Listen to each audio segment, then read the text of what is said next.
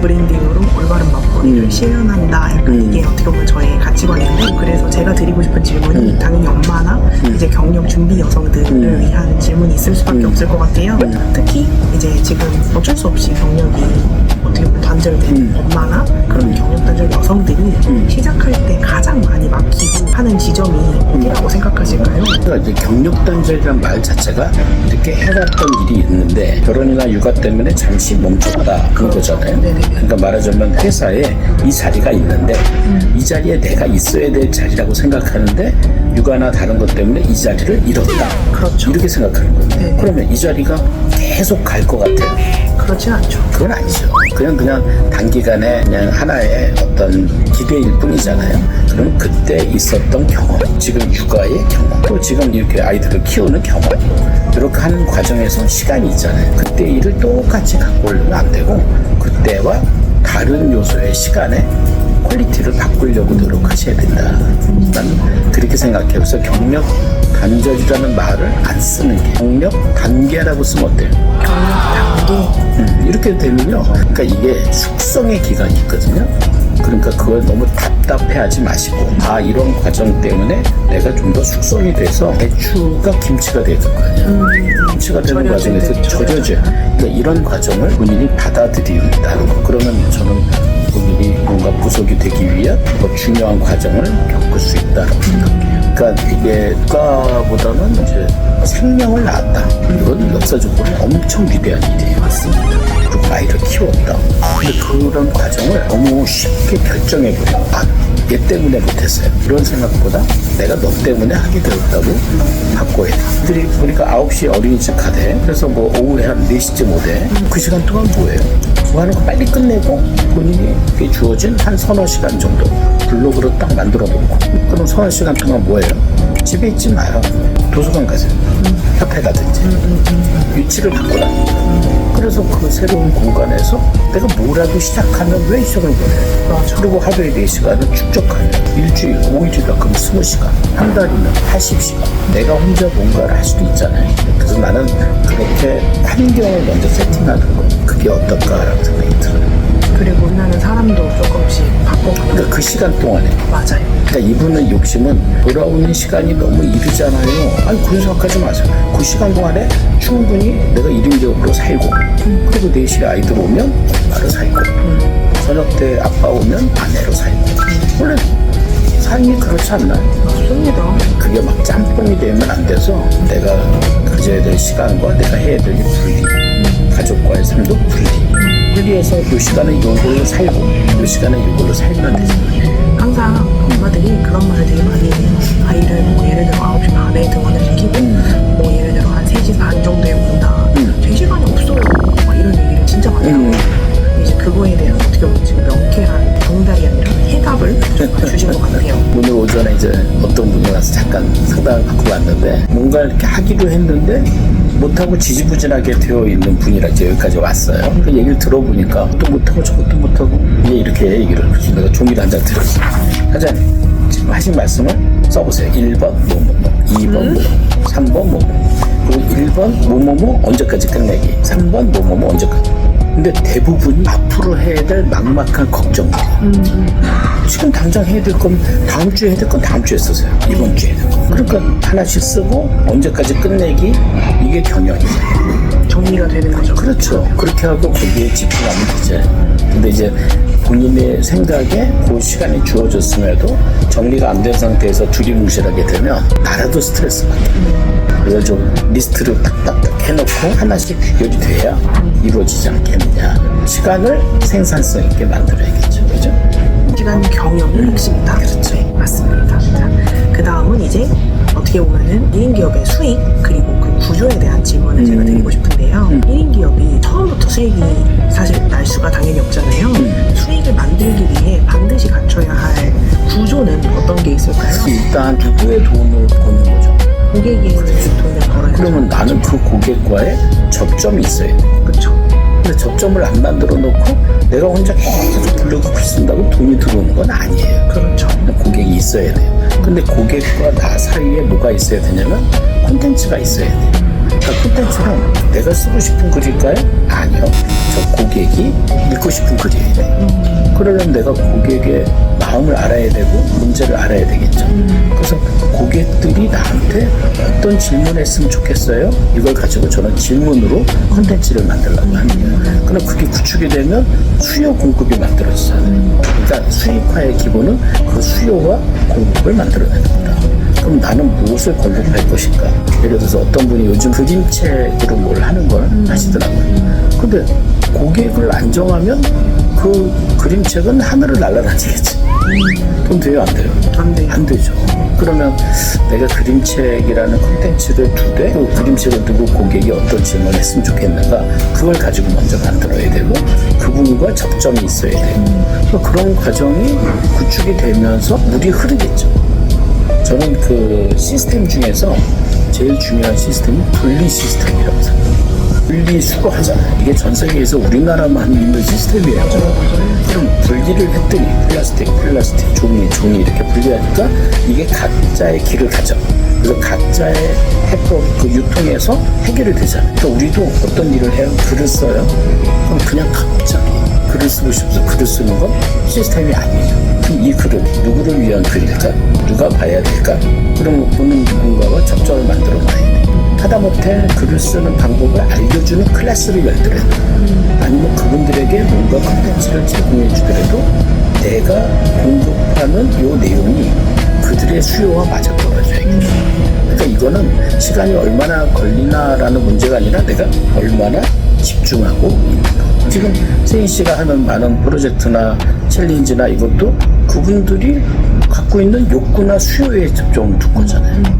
근데 만약에 그분들이 없으면 혼자 아무리 뭐 한다고 어떤 가치도 만들어내지 못하거든요. 그래서 저는 그 공급과 수요를 좀 갈라내. 그런데 이런 생각이 쉽지는 않잖아요. 그래서 경영책도 보고 경영 강의도 듣고 또 멘토도 만나고 이렇게 하면서 간접적으로 자기가 이렇게 안에 분리가 돼야 돼요. 봄 옷은 봄장에, 여름 옷은 여름장에, 아이들 옷은 아이들장에 이렇게 분리가 되면 여유가 생겨요. 여성분들 옷장 문 딱 열면서 뭐라 그래?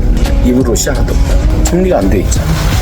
정리만 되면 남한테 줄 수도 있고 입을 수도 있고 하니까 그런 관점이 아닐까라는 생각이 들어요. 돈 되는 방법, 수요와 공급을 나누는 수요와 공급을 나눠서 그렇죠. 수요에 맞는 나의 상품을 제공할 것. 그렇죠. 맞습니다. 그다음 정기적인 이제 수익에 대한 첫 번째 질문은 해결이 됐어요. 그러면 두 번째, 정기적으로 우리가 왜 당연히 회사를 다녔었던 사람이라면 며칠날 따박따박 들어오는 그 월급에 되게 익숙해져 있잖아요. 정기적인 수익을 만들기 위한 방법을 일인격들이 되게 궁금해하고 그게 사실 처음에 제일 어려운 숙제이기도 하더라고요. 그래서 그거는 어떤 식으로 한번 해결을 할 수 있을까요? 이건 이제 각자 하는 기기나 이런 게 아이템에 따라 좀 다를 수 있는데 원칙적으로 보면 내가 정규적인 수익을 내려면 내 스케줄이 정기적으로 있는 카이로스적인 일들이 있어야 돼요. 내가 매달 며칠 몇 시에 누구를 만난다. 매주 만난다. 또 누구와 만난다. 그럼 그 그룹이 생기잖아요. 네네. 그 그룹이 내 수익 모델이 돼요. 그러면 내가 뭐 어떤 행위를 통해서 따박따박 들어온 돈은 콘텐츠의 수요도 있고 내가 이제 팟빵 식품 경영 하잖아요. 네네. 저는 그거를 15년째 매주 월요일과 목요일날 업로드. 규칙적이에요. 사람들이 알아요. 1000개 넘게 쌓이셨잖아요. 네. 그러니까 그렇게 규칙적으로 내가 해야 돼. 그러니까 규칙적으로 돈이 들어오고 싶어요? 그럼 당신이 혼자라도 규칙적으로 하는 일이 있나요? 나는 그게 우선이에요. 그러니까 너무 결과 중심적으로 돈이 얼마가 나온다 그 구조를 카피하려고 될 일이 아니고 내가 지금 하는 일, 예를 들어서 어떤 분은 돈을 벌고 싶대요. 어떤 사업을 하고 있어요.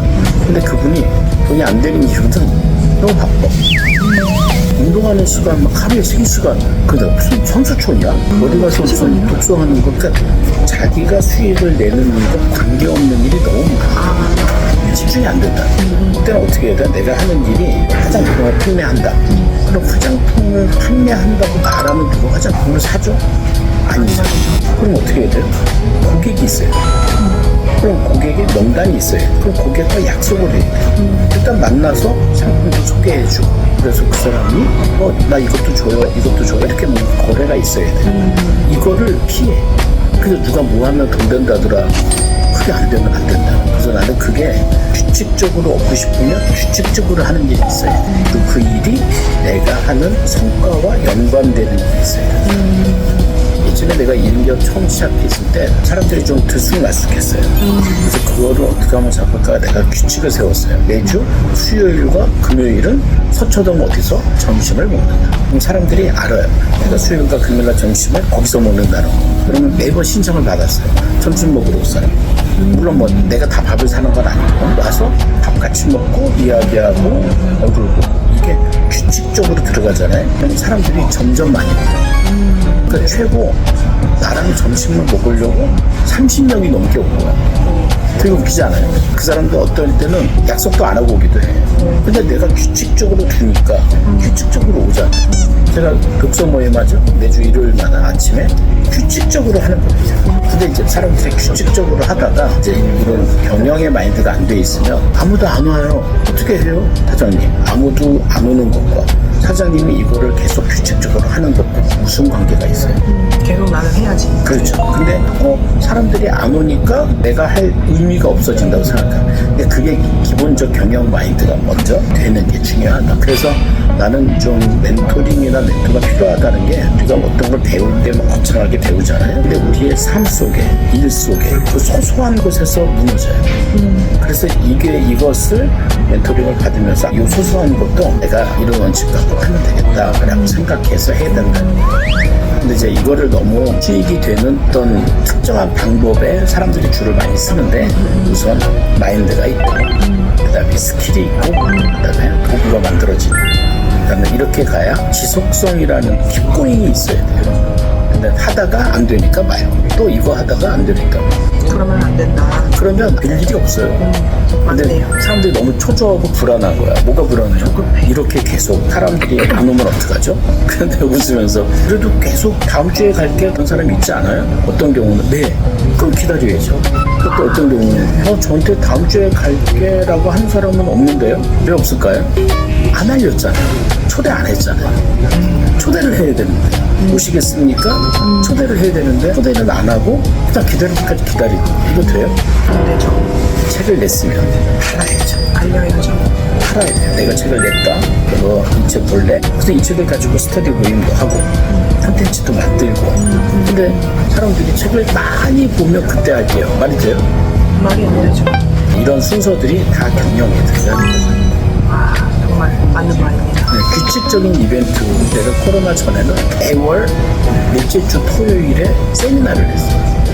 몇 번 옮기면서 그 사람들이 많이 오고 5, 60명씩 왔고 그때는 이제 그런 세미나, 독서 모임 이런 게 주게 됐죠. 이런 게 할 때.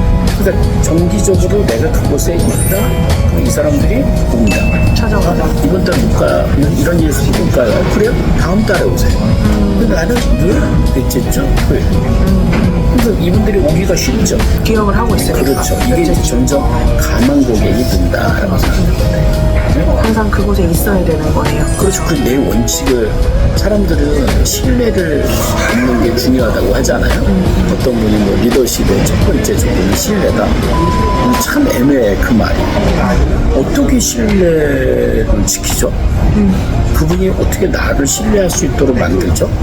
그랬더니 그분하고 만나게 될 때 시간 잘 지키고 아니에요. 그거는 신뢰는 일상이에요. 내가 뭔가를 하기로 했어요. 그럼 그 일을 그 시간에 꾸준히 계속 하고 있는 거예요. 그러면 밖에서 있는 분들이 참여하지 않아도 뭐라 그래요? 신뢰를 하죠. 하고 있구나. 그럼요. 근데 대부분 사람들이 네가 하면 내가 하고 네가 안 하면 나도 안 하고 그건 사업이 아니야. 도박이지. 맞네요. 그런 것들 300 프로젝트 끝나도 그분들은 계속 하셔야 돼요. 맞아요. 전 계속 할 겁니다. 되게 잘해요. 그렇게 사람들이 봐도 세인 씨 너무 대단해요가 아니라 신뢰할 수 있어요. 거기서 신뢰가 오는 거 아니에요. 맞는 말씀이십니다. 자, 그럼 이제 몇 가지 안 남았습니다.